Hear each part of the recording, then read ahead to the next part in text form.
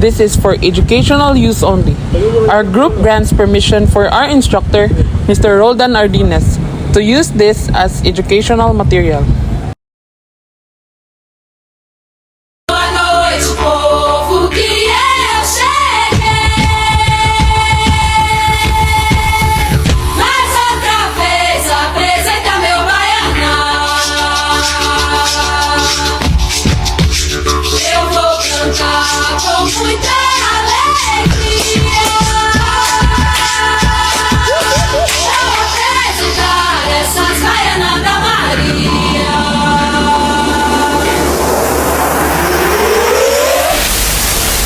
Good day, everyone.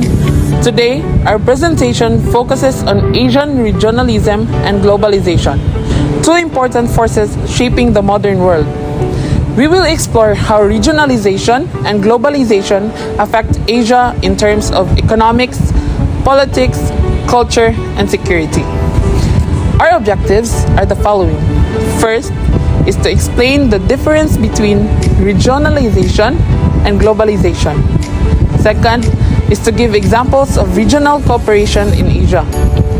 Third is to analyze their impact on Asian countries, especially the Philippines.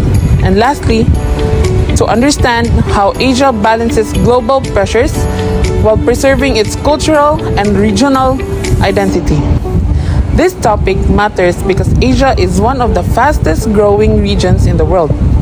It has powerful economies like China, Japan, South Korea, and India, while also facing challenges like poverty, territorial disputes, and climate change.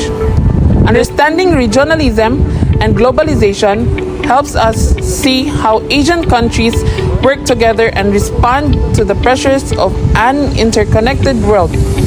In other words, it shows how Asia can become stronger by cooperating internally, while also engaging with the global community. Localization. Localization refers to the process of adapting global ideas, products, or practices to live a local traditions, culture, and consumer norms. Instead of applying one uniform standard, globalizations become more acceptable when adjusted to a local context. For example, McDonald's in Philippines serves meals, spaghetti, rice, and chicken McDo, food that match Filipino taste.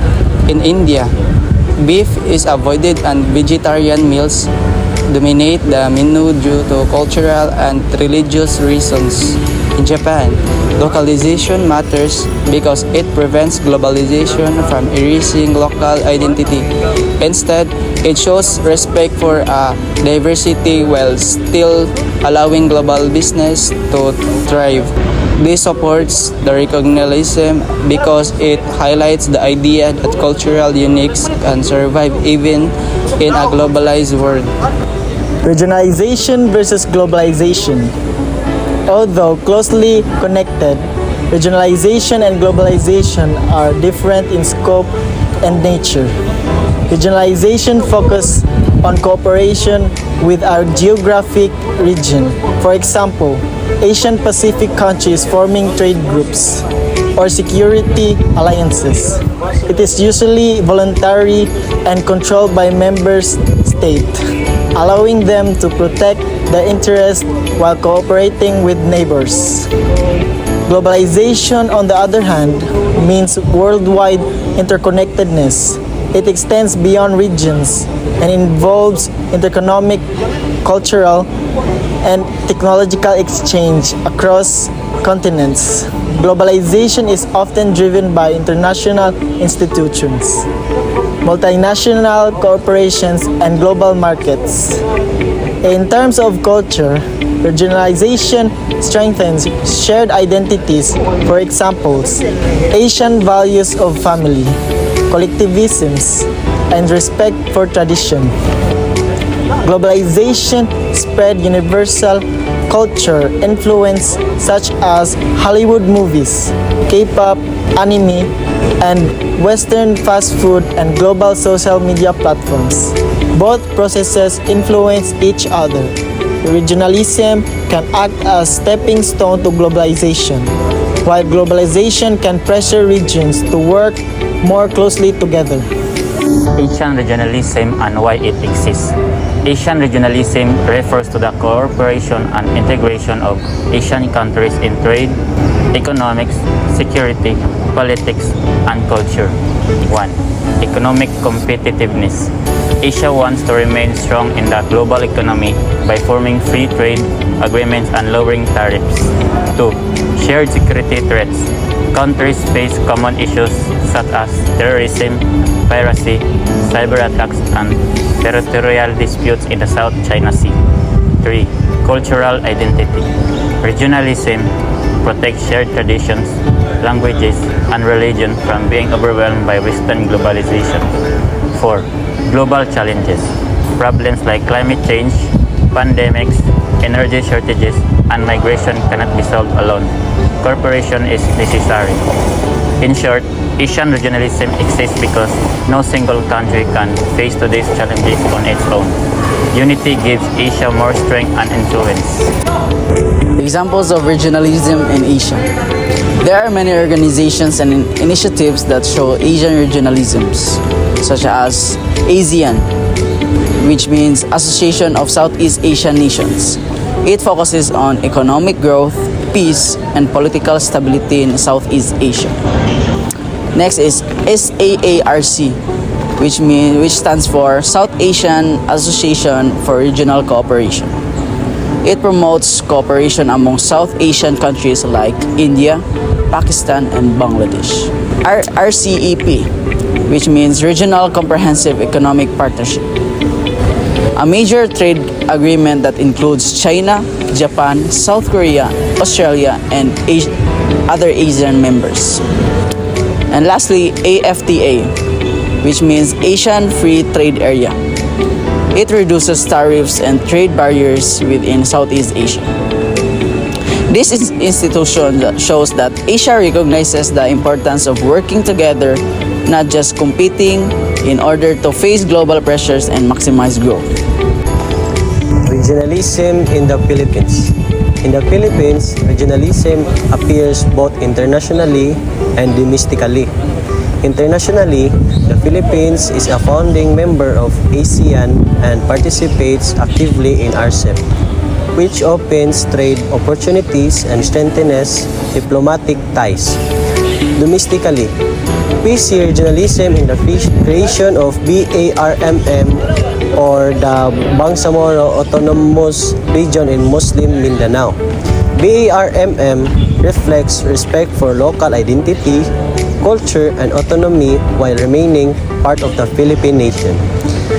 This shows that regionalism is not only about international cooperation but also about respecting diverse culture and regions within a single country. Factors leading to integration and advantages. There are several factors encourage Asian nations to integrate more deeply. First is economic interdependence. Countries rely on each other for trade, investment, and labor. Second is technological connectivity. The internet, digital platforms, and transport system connect Asia like never before. Third is security operation. Shared threats like terrorism, piracy, and border disputes encourage collaboration. Four is shared history and culture. Buddhism, Confucian values, and traditional practices create senses of belonging. 5 is global challenges. Pandemic, climate change, and energy security require joint action. Advantages of integration include stronger economic growth through free trade and investment, improved security through alliances and cooperation, cultural unity by celebrating Asian heritage while engaging globally, greater bargaining power in international negotiation, especially against stronger Western powers. Disadvantages factors a new regionalism. Despite its benefits, regionalism also has disadvantage. Inequality among members, richer nations may dominate fewer ones. Overdependence of stronger economies like China or Japan. Cultural homogenization where weaker culture may feed under stronger influence. conflict of interest such as theoretical disputes that may weaken unity. The main factors shaping regionalism are geography, shared history, political interests, economical goals, and cultural values. We also see the rise of new regionalism which emerged after the Cold War. Unlike old regionalism that was exclusive and state-centered, the new regionalism is more often and flexibly allowing multiple memberships involves non-state actors such as businesses, NGOs, and civil society. Like to globalization because regions do not isolate themselves. They Impact, challenges, responses, and conclusion. Regionalization and globalization are interconnected, shaping how Asia interacts with the world. So the impacts, they influence trade policies, making markets more open and competitive. They shape global identities as Asian culture spread through K-pop, anime, Asian cuisine, and technology like Samsung, Toyota, and Huawei.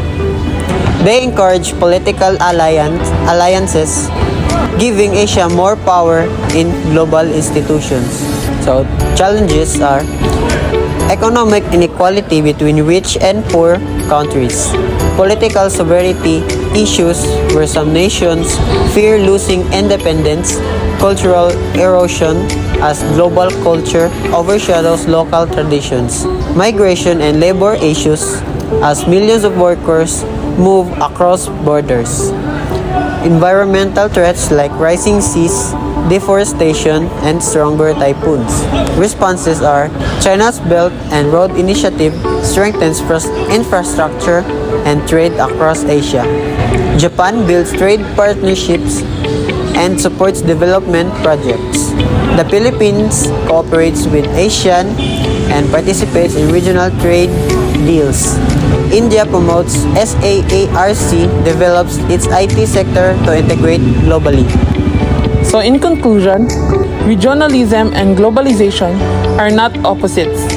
They are connected forces.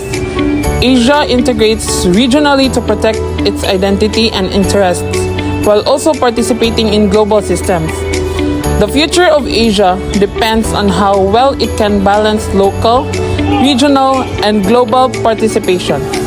If done properly, Asia can rise as a united, influential force in the world.